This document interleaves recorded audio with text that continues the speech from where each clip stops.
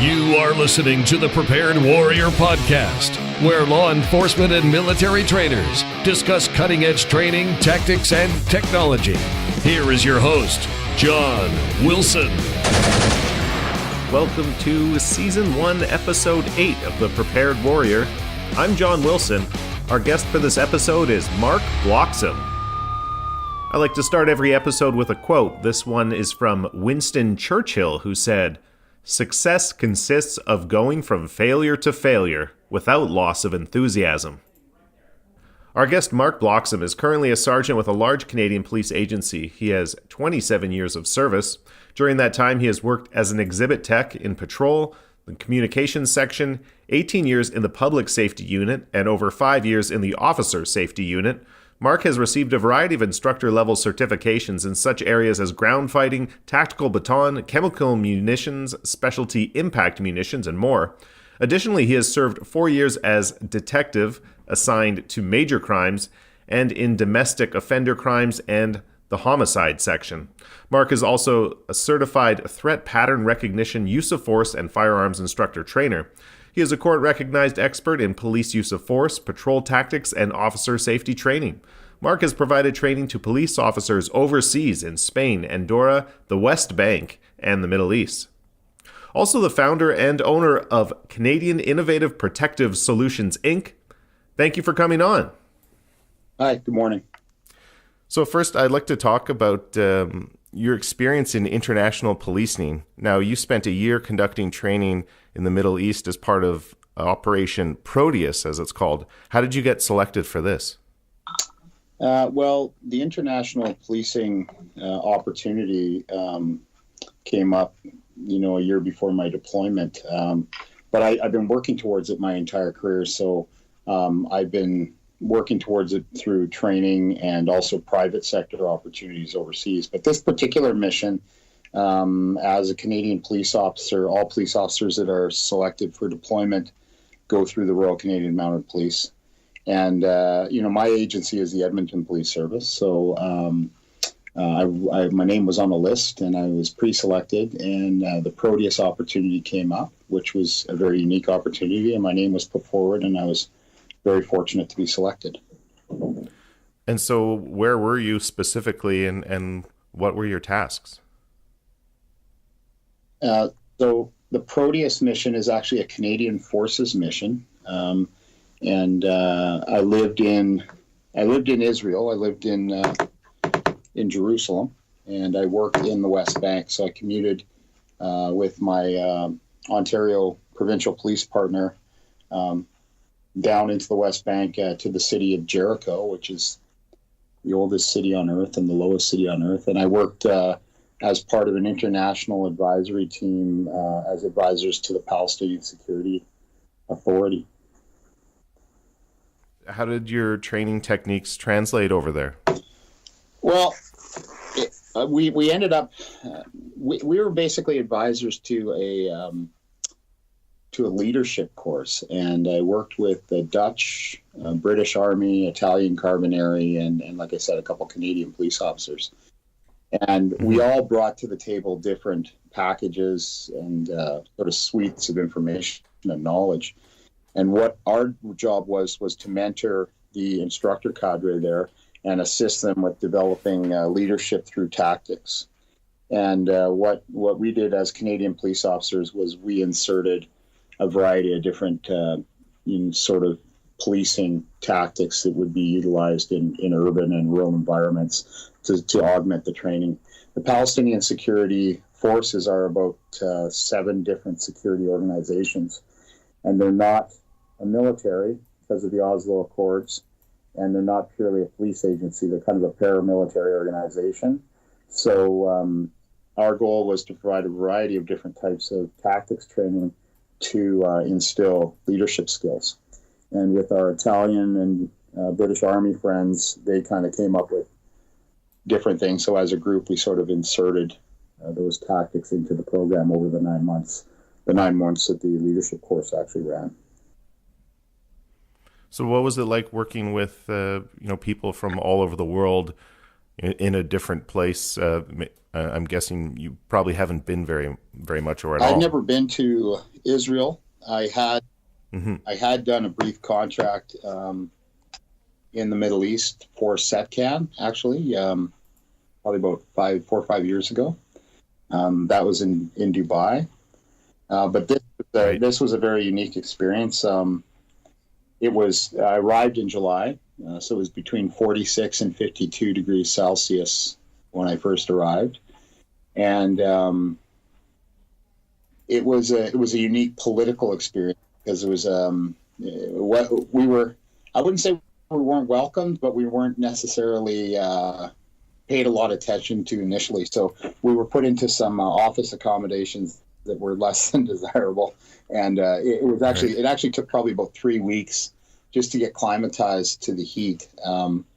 You're always sweating when it's that hot. So even you try to have a shower and you just start sweating again in the air conditioning. So it was a big adjustment initially. I would say about 3 weeks before you could even sort of function without going outside and just sort of pouring sweat. So that was interesting. And then there's the language. I mean, we had some really, really talented and skilled language assistants, Palestinian folks that speak multiple languages. So that was very helpful. And we ended up building pretty good relationships with the instructor counterparts we had there. But it takes quite a while when you're building trust and understanding different cultures. So it was, I would say, professionally, probably one of the most challenging things I've ever done. Would you say, was there stressful moments? I know, it's a lot different than in North America where people aren't as on edge here going about their daily life. But when you're around police officers, I know they're often a target, right? Well, without getting into all the politics of Palestine and Israel, I mean, we were on a Palestinian military base in the West Bank. So, day to day, things were fine, but I mean, there's always an ever present level of tension that it's hard to even describe. It's palpable, So, there's Israeli jets flying overhead, and you're looking across the border into Jordan, and you're moving back and forth through Israeli checkpoints. So it's a pretty interesting place to live and work for a year. I'll tell you that much. So after a certain amount of time, you got used to the weather and the different culture. Are there any kind of important lessons that you're able to take back to your training in North America? I think I would dwell primarily on the positive, and that's I think that Canadian police officers, are really highly professional, and I think Canadians internationally and international missions are well regarded, and I think we did a good job, frankly, in representing Canadian policing there, and it made me really appreciate what I have here with my agency and what we have in Canada, and a lot of the things we take for granted. Working with the internationals was fantastic. Our commanders were Dutch Army. Working with the British Army there too, the guys we worked with, a commissioned officer and a non-commissioned officer. They cycled out of mission twice, so there was 2 different teams we worked with. Their deployments were 6 months, ours were a year. And then the Italian Carabinieri, I have a great deal of respect for. Those guys, also a major and a warrant officer, both of whom had, probably 9 international deployments under their belt, have worked, in Algeria and Kosovo and in Africa and in Iraq and Afghanistan, and had sort of been there and done that. The Carabinieri is a unique organization. It's a paramilitary organization, so it's great guys to work with. And I think as part of an international team, we really worked well together. And we had an American contractor from Dynacor who was also with us, who was a former police officer from the States who had also served overseas for about 9 years. So it was an absolute pleasure and honor to work, as part of that international team. And I think what we achieved there, not a lot of people know about, but I think we represented well, and we certainly had daily challenges working in a different culture, but also working in an Arabic military culture is a very interesting dynamic. Sure, yeah. Was there anything that surprised you the most within their military and police of the people you were training about how they did things differently? Yeah, well, first of all, what I will say is there was a lot of professional young officers, both in the instructor cadre and the student cadre, and a lot of enthusiasm. The culture, as I've come to learn, is very old school, and there are certain things that we take for granted in Western policing and military organizations. And again, these are just my observations, but I would say, we tend to encourage independent thinking, encourage initiative, and oftentimes in that culture, that's punished because it doesn't come from the boss. And if the boss isn't making the decision, you have these issues about losing faith. There's intimidation and fear that happens, and that's basically based on old military ideologies that aren't used the same way in the Western world on a day-to-day basis. Anyway, so that it was just very challenging working in that environment. They're also very, very rank conscious. So, I'm a non-commissioned officer. I'm a sergeant with a police agency. And the roles and responsibilities I have as a sergeant in a major Canadian police agency probably are similar to that of a captain in a military environment, just in terms of span and control and dynamics. And if you didn't have a commission on your arm with certain people, then you were almost invisible, which is fine. But it was just a really interesting dynamic to try to work in that environment and forge relationships. And ultimately, we forged some very good relationships with our peers, the instructors we were there to assist. And in fairness to them, there was some young NCOs and young commissioned officers there that are the backbone of that organization. So it was great to see that. So how do you go about, I guess, teaching something like critical thinking or thinking outside the box when it comes to police tactics or training?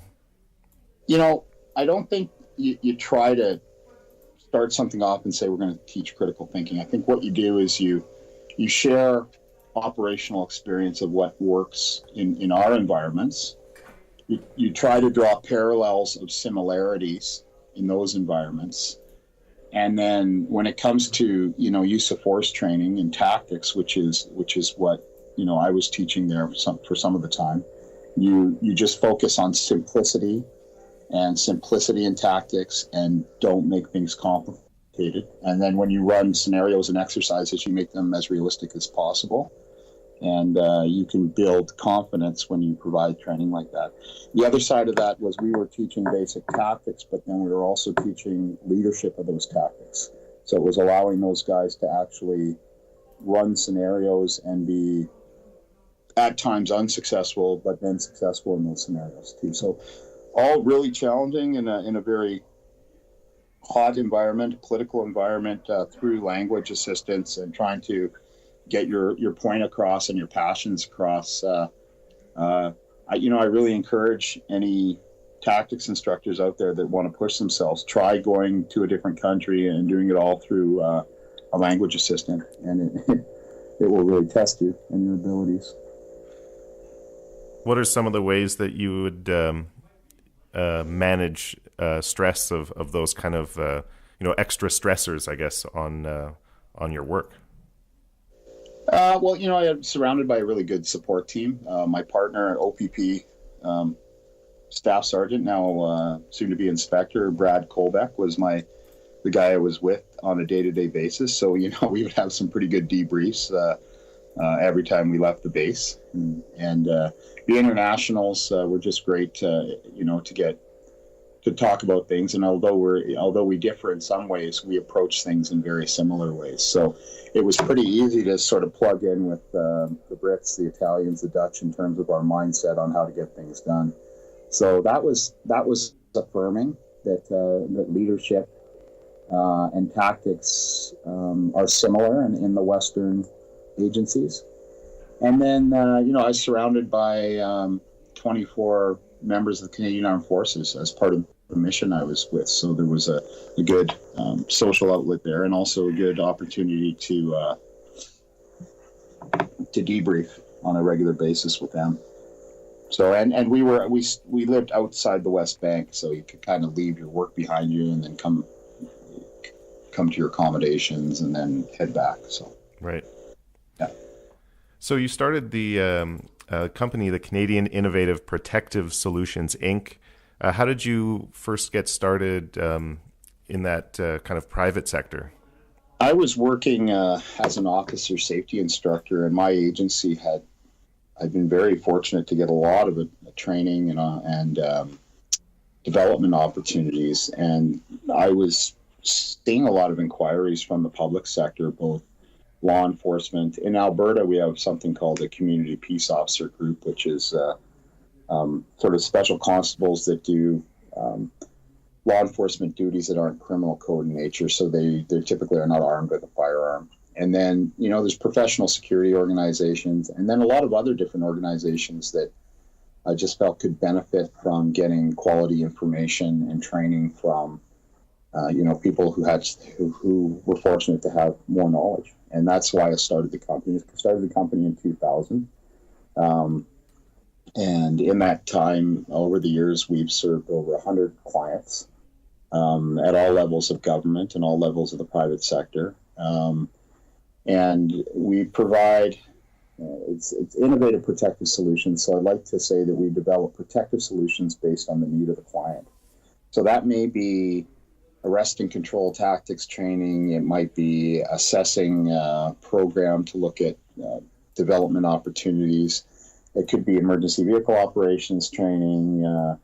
It can be the hard skills training, but I'm also and have been open to consulting opportunities, and we've done a lot of those types of things as well over the years. So I've been very, very fortunate with the company. It's afforded me the opportunity to travel internationally. I forged a partnership with a Spanish company, TDPE, back in 2003. And we've collaborated on many, many courses, both in Spain and in Canada. And I know that my colleagues at TDPE have spent time in Winnipeg at Setcan as well. And I like to connect people from different groups together. So that's, I think, maybe one of the strengths. Having a company off the corner of your desk when you're a full-time police officer certainly has its challenges. Right. You'll never bring a company sort of to the next level unless you have the full time and opportunity to invest in it. But that it is what it is. It's still pushing forward with a lot of cool things. In 2019, we're going to be doing a lot of cool things with CIPS.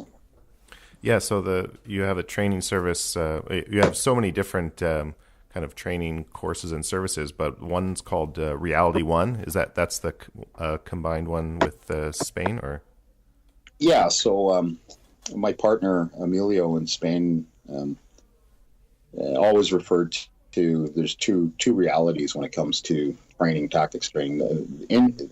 Most of the time, in our opinion, in the policing world we work in, we do reality 2 training. So we don't push the officer into an environment that is 100% realistic, because there's safety, there's time concerns, there's all these concerns. So reality 2 is that the subject will only attack at 50%, and the officer will always prevail. And there's merits to that type of training at a certain level for sure. You have to be incremental in your training. You have to start slowly, but we also like to push the dynamics in training environments to a much more intense and realistic level. And that's what we endeavor to do with Reality 1 or R1 training. And we've been successful with it in the past. We're just rebranding it. And we plan on running a few courses in Canada, instructor level Reality 1 courses in Canada in 2019 for law enforcement. On your site, it boasts Reality 1 as the most realistic scenarios. What are some of the ways that you go about achieving this? Well, I don't know about boasts, but I've had the good fortune to see a lot of training. And when I first saw Reality 1 training in Spain, these guys pushed the dynamics in training to such a high level that it was visceral even to watch. So darkening the environments, attacking the officers in low light conditions, including smells in the environments, real blood on the floor, simulating homicides and suicide situations. That the first couple times I saw them, I thought that the first one I thought was a training accident, the suicide simulation that I saw in a rapid deployment scenario. So I think with Reality 1 working together, we've been able to sort of enhance the safety protocols and still push the training to the next level. The other thing with the Spaniards with TDPE is the techniques themselves that they train pare things down to the absolute most simplistic gross motor skill techniques, which is always what we need to strive for, so that we have the ability to do it under stress. And the dynamics in these courses and the intensity and the team building that happens in these courses is absolutely second to none. So lots of good training out there. Some training out there isn't up to what it should be. But in my opinion, Reality 1 is up there with some of the best training you could get for frontline officer or operator or instructor. And we're going to continue to move forward with trying to deliver that more here.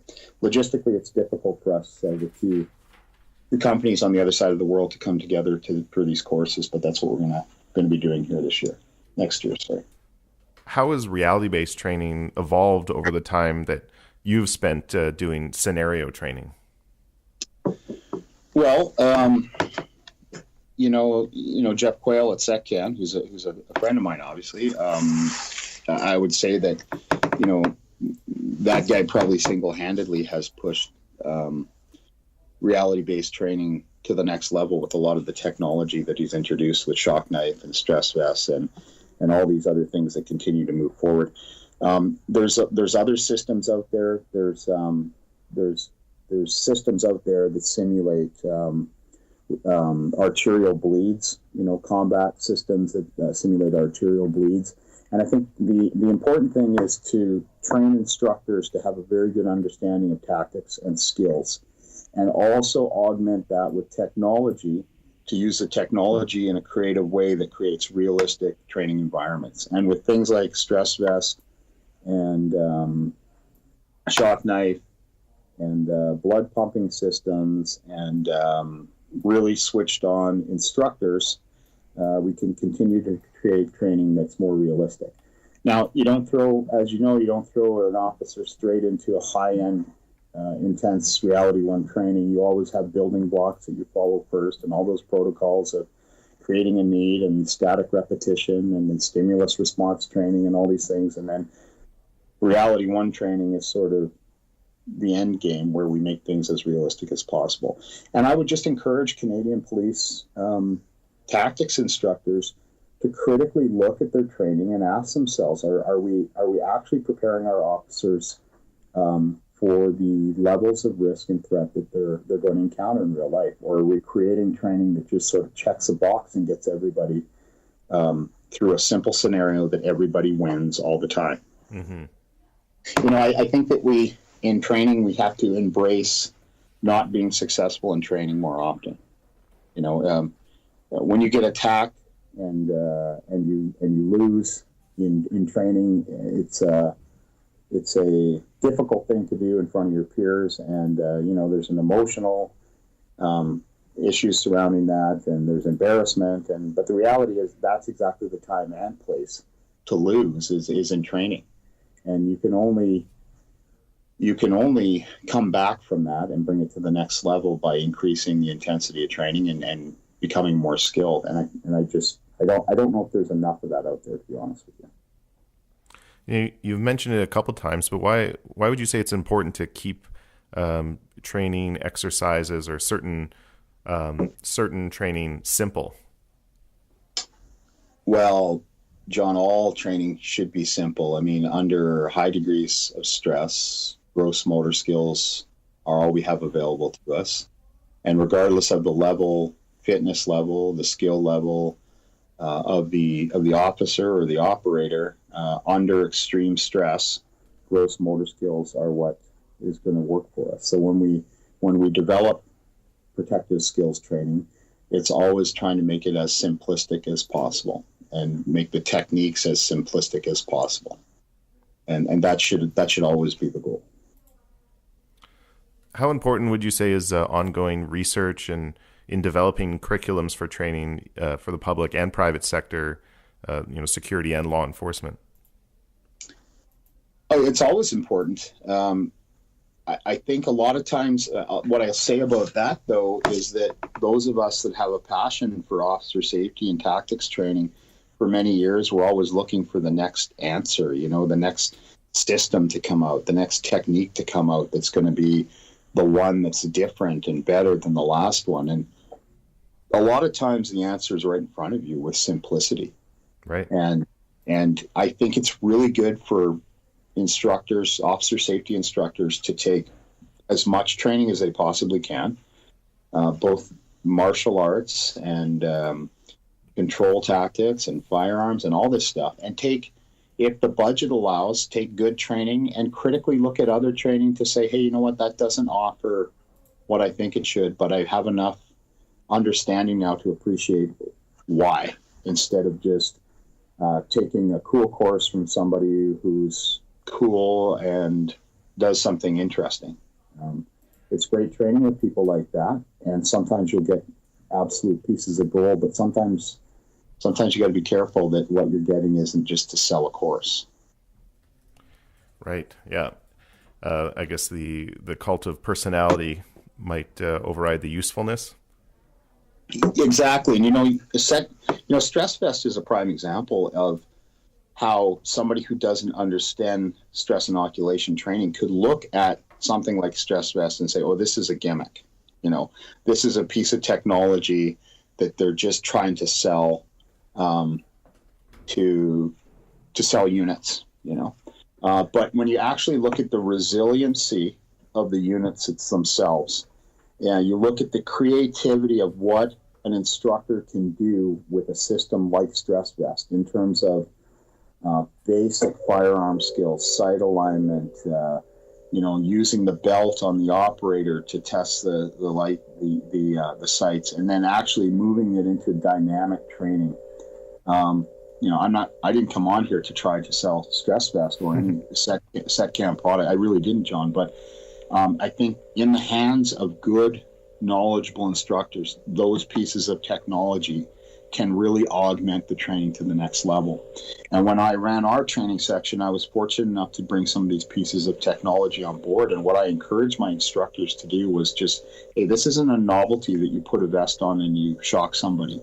This is a piece of technology that we can use, and if you understand it properly, you can evolve the training program so that this is just a piece of technology we use. The key is having knowledgeable instructors at the other end to be able to understand how to implement that technology properly. And I think, in our organization, we are fortunate to be doing that here. Although I'm out of our training section now, I'm happy to say that a lot of those pieces of technology are still being used here. And the Edmonton Police Service was one of the first agencies in Canada to get on board with that stuff. So. And just one more question for you. What do you like best about being involved in this kind of dynamic training? Well, ultimately, if we as instructors can provide any information, knowledge, or experience that helps to keep people safe in bad situations, that's ultimately the gift, isn't it? I mean, it's not really about us. It's about bringing like-minded people together that are willing to go into dangerous situations and make a difference. And, I truly believe that police work and other similar vocations are a calling, and it's not your average person who can do it. And they're worthy of having the best information and training possible. And, any small role I can play as far as putting some of that together, then, it's an honor just to be part of it. It was great having you on the program. Thanks so much, Mark, for talking with me today. Yeah, thanks, John. Appreciate it. This has been the Prepared Warrior Podcast. For more info on our guests or other episodes, check out thepreparedwarrior.com. If you have any questions, comments, or ideas for the Prepared Warrior Podcast, email jon@thepreparedwarrior.com.